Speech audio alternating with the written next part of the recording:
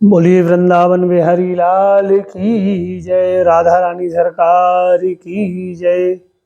आप सभी का हमारे YouTube चैनल में स्वागत है। और आज बड़ी ही दिव्य जानकारी हम आपके लिए लेकर आए हैं कि इस बार के जो कार्तिक स्नान आपको कब से आरंभ करना है, किस तरह से आपको कार्तिक में प्रभु की आराधना करना है और कैसे दीपदान करना है, किन किन वृक्षों का पूजन करना है, यही संपूर्ण जानकारी आज हम आपको देने जा रहे हैं। आपसे आग्रह है कि अगर आपने हमारी YouTube चैनल को सब्सक्राइब नहीं किया है तो आप इसे सब्सक्राइब अवश्य करें, क्योंकि आने वाले समय में जो वीडियो रहेंगे उसमें हम कार्तिक मास में किस तरह आपको माता तुलसी का पूजन अर्चन करना है, और फिर दीपावली भी आ रही तो माता महालक्ष्मी के पूजन का, धनतेरस के पूजन का किस तरह से आप पूजन अर्चन करें कि आपके घर पर स्थिर लक्ष्मी बनी रहे, लक्ष्मी मैया का निवास आपके यहाँ बना रहे। और बड़ी विशेष बात कि शरद पूर्णिमा है हमारा 16 अक्टूबर को, 16 अक्टूबर बुधवार के दिन।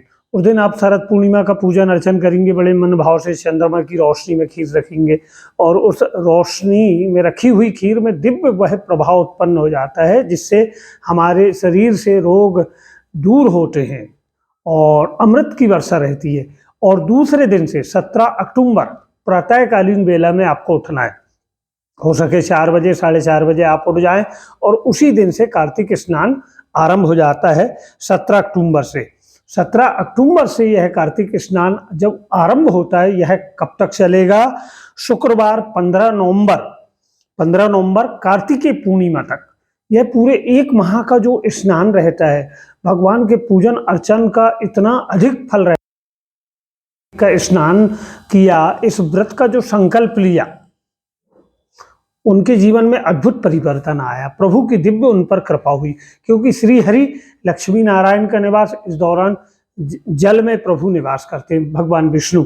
तो प्रातःकालीन बेला में आपको स्नान करके संकल्प लेना है, क्योंकि बिना संकल्प के आपके पूजन का फल शून्य हो जाता है, अधूरा हो जाता है, आधा हो जाता है। तो आपको संकल्प करना है कि हे नारायण, हे प्रभु, मैं आज से कार्तिक स्नान आपके पूजन अर्चन का मैं संकल्प कर रही हूँ। मन भाव वचन कर्म से आपकी कृपा मुझ पर बने, मेरे परिवार पर बने, और हो सके संभवतः अगर कोई भूल हो जाए तो आप क्षमा करें। इस मन भाव से आपको स्नान के बाद में संकल्प लेना है। और स्नान के जल में आपको गंगा जल हो या नर्मदा जल हो वह भी मिला लें।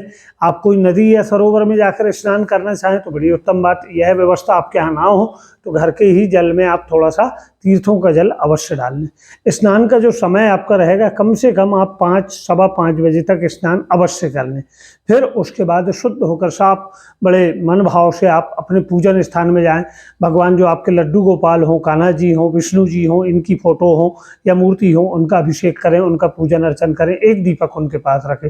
फिर उसके बाद आपको दूसरा दीपक कहाँ रखना है? तुलसी मैया के पास। तुलसी मैया का पूजन अर्चन करें, उनकी परिक्रमा करें। तत्पश्चात फिर तीसरा दीपक पीपल का वृक्ष अगर हो आपके यहाँ तो वहाँ पर रखें। फिर चौथा वृक्ष आंवले के वृक्ष के पास। और फिर एक और दीपक आपको रखना है, जो पांचवा दीपक, वह अपनी घर की छत पर रखना है। मान लो छत आपके यहाँ ना हो तो आंगन में ही आप देव दीपक कहलाता है कि इस दौरान कार्तिक में प्रातःकालीन ब्रह्म मुहूर्त में देवता गण विचरण करते हैं, और उनके निमित्त एक आप ऐसे जो हमने ये दीपक रखा है, आकाश की ओर जिसकी बत्ती हो ऊपर की ओर उठी हुई, ऐसा आपको दीपक रखना है। यह दीपक काहे का रखना है? जैसा आपका सामर्थ्य हो। तेल का आप जलाना चाहो तो प्रतिदिन फिर आपको तेल का ही दीपक जलाना पड़ेगा, और अगर आप घी का दीपक जलाते हैं तो घी का जलाएं। पर भगवान विष्णु के पास अगर आप घी का दीपक जलाएंगे तो बड़ी उत्तम बात रहेगी, माता महालक्ष्मी भी बड़ी प्रसन्न होगी।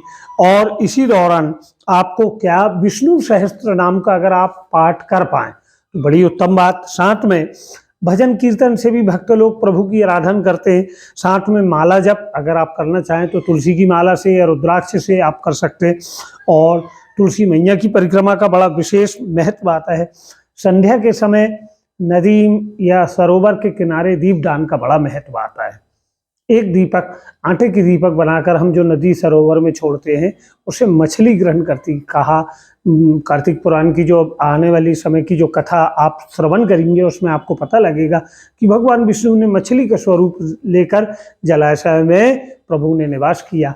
तो यह बड़ा ही दिव्य, इतना उत्तम इसका प्रतिफल है। अब शारीरिक असमर्थता के कारण आप इतने प्रातःकालीन बेला में स्नान नहीं कर सकते, तो जितने उसके बाद में भी आप कर सकते हैं। चलिए भाई, आपके शरीर में वो सामर्थ्य नहीं रहा कि आप 5 बजे प्रभात में कर पाएँ, तो उसके बाद में आप स्नान कर लें, 6 बजे, 7 बजे, जो आपके शारीरिक सामर्थ्यता हो उसके अनुसार। क्योंकि भगवान मन और भाव के ही बड़े भूखे हैं, बड़ी भक्ति भाव से, श्रद्धा भाव से आप उनकी आराधना करते हैं। तो यह कार्तिक मास में स्नान का महत्व, दीपदान का महत्व, इन दिव्य वृक्षों के पूजन का महत्व, बड़ का, पीपल का, आंवले का, शमी का, जो आपके यहाँ हो, जितने मन भाव से उनके निमित्त आप दीपक रख दें। तुलसी मैया का परिक्रमा करें, माता महालक्ष्मी। अब इसी दौरान अमावस्या को माता महालक्ष्मी के दिव्य व्रत दीपावली आ जाता है, लक्ष्मी पूजन आता है, तो वह भी जानकारी हम आप तक भेजेंगे कि किस तरह से आप मध्य रात्रि में माता महालक्ष्मी की आराधना करें। तो आप सभी से आग्रह है कि जो 17 अक्टूबर से आप स्नान दान, जिस दिन हमारा यह पूर्णिमा है अश्विन मास का, इस दिन से ही आपको कार्तिक मास के स्नान का संकल्प लेना है और पूरे मन भाव से कार्तिक माह में आप प्रभु की आराधना करें। श्री हरि की कृपा आप पर हो। भगवान के ओम भगवती वासुदेवाय इस मंत्र का जाप, ओम नारायणाय नमः, ओम गरुड़ ध्वजाय नमः, जो आपसे बन पाए सहजता पूर्वक, सरलता पूर्वक आप वह मंत्र जाप करें। भगवान को मिश्री का भोग आप अवश्य लगाएं प्रतिदिन।